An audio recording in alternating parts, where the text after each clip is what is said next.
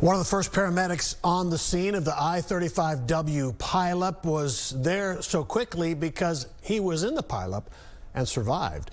Trey McDaniel's SUV was among the more than 130 vehicles involved in the chain reaction crash that left 6 dead on that icy road earlier this month. He jumped out and immediately started helping others. Fox 4's Natalie Solis talked with him today as he was recognized for his actions. Natalie. Well, Steve, Trey McDaniel says he is still trying to process it all, but at least he'll have some brand new wheels for when he's ready to return to work.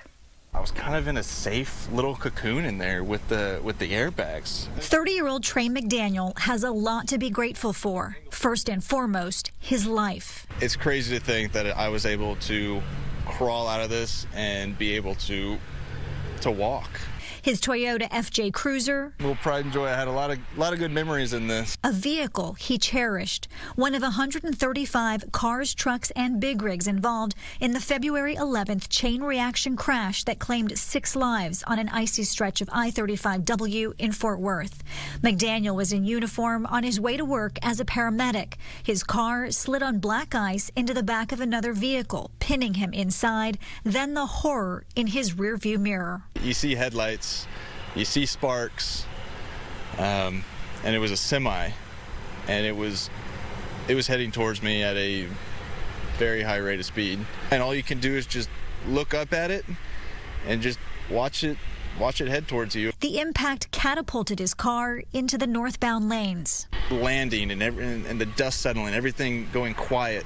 And the only thing that I could hear were other vehicles crashing outside my window and screams of individuals. Incredibly, only an injured ankle, and he shimmied out of the driver's side window. I think the shock and adrenaline started kicking in. He started helping others before his supervisor arrived and realized he'd been involved in the crash. Seeing his story, Plano-based Toyota reached out to McDaniel, who once worked in sales at a local Toyota dealership prior to becoming a paramedic. They offered to replace his now mangled FJ Cruiser in appreciation for his service at the crash. Monday, McDaniel getting interviewed for the company's internal communications.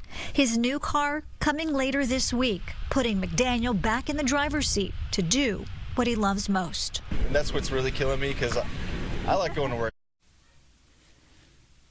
And the FJ Cruiser is out of production, so McDaniel is getting a brand new 4Runner instead. Steve? Oh my gosh, Natalie, I'm so happy for Trey McDaniels. There's video of him. I know we haven't put it on, but there's people driving by and that FJ disappears. And I was so certain that he had a terrible outcome. I'm so glad to see him. That's amazing. And so good work for him. That's awesome. Thank you for bringing this story.